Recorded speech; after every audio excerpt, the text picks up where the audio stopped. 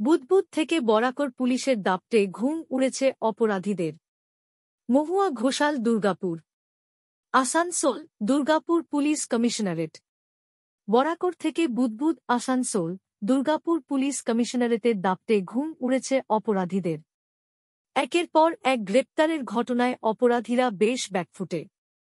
সাথে সাথে মুখে কুলুপ দিতে শুরু করেছে বিরোধীরাও, যারা শুধু পুলিশের দিকে কটাক্ষের বাণ ডেকে মিডিয়ায় নিজেদের অস্তিত্ব টিকিয়ে রাখার কাজ করতেন। বিরুডিহার ব্যবসায়ী অপহরণের ঘটনায় বুদবুদ পুলিশ গ্রেপ্তার করে 5 অপরাধীকে। শুধু তাই পুলিশের জালে ধরা পড়ে 2 অস্ত্র সরবরাহকারী। বুদবুদ পুলিশের এই সাফল্য কিন্তু বেশ আত্মবিশ্বাস ফিরেছে ব্যবসায়ীদের মধ্যে। কাঁকসার থানার অন্তর্গত পানাগড়ের কাবাড়ি পট্টি পুরানো গাড়ি কেনাবেচার বিখ্যাত এলাকা।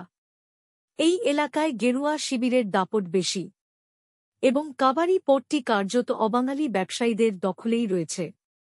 প্রায় প্রবাদের পর্যায়ে চলে গিয়েছে কাবাড়ি পট্টি নিয়ে সেই বিখ্যাত ডায়ালগ, ঘণ্টা খানেক সময় পেলে আস্ত লরি কিংবা ডাম্পারের হদিস মেলে না কাবাড়ি পট্টিতে এসে পড়লে। কাঁকসা পুলিশের জালে ধরা পড়েছে 3 জন। চেসিস নম্বর বদলের সময় পুলিশ গ্রেপ্তার করেছে এদের।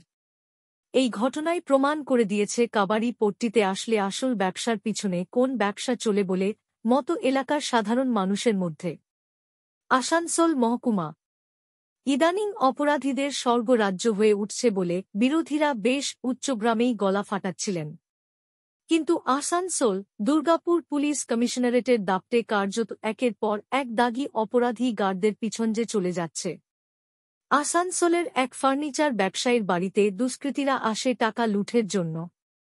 ব্যবসায়ীর পরিচিত এক কাঠ মিস্ত্রি এই অপরাধের পিছনে ছিল।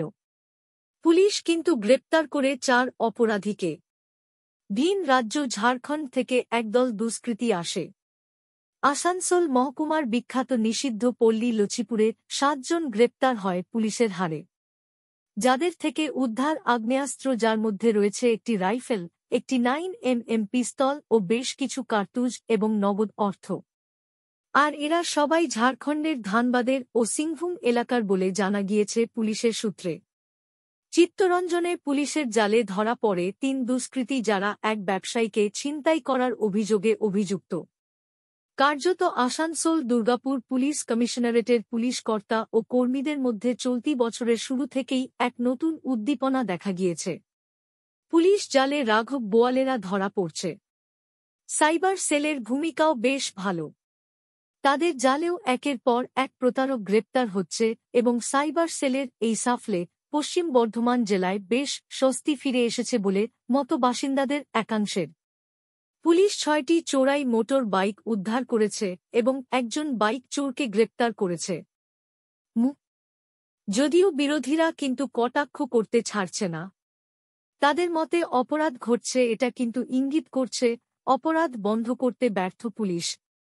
অবশ্য বিরোধীরা নিজের শাসিত রাজ্যের একের পর এক ঘটে চলা অপরাধের ঘটনা নিয়ে কার্যত নির্বিকার থাকছে। পুলিশের বেশ কিছু কর্তা একান্তে বলছেন, গ্রেপ্তারের পরে বেশ কিছু বিষয় উঠে আসছে যা থেকে বোঝা যাচ্ছে অপরাধ ঘটার পিছনে রয়েছে পরিচিতের হাত। তবে দুদে পুলিশ কর্তারা অবাক হয়ে গিয়েছেন এমটেক ছেলে অপহরণে যুক্ত এবং ইসিএল কর্মী অপহরণে যুক্ত থাকার কারণে।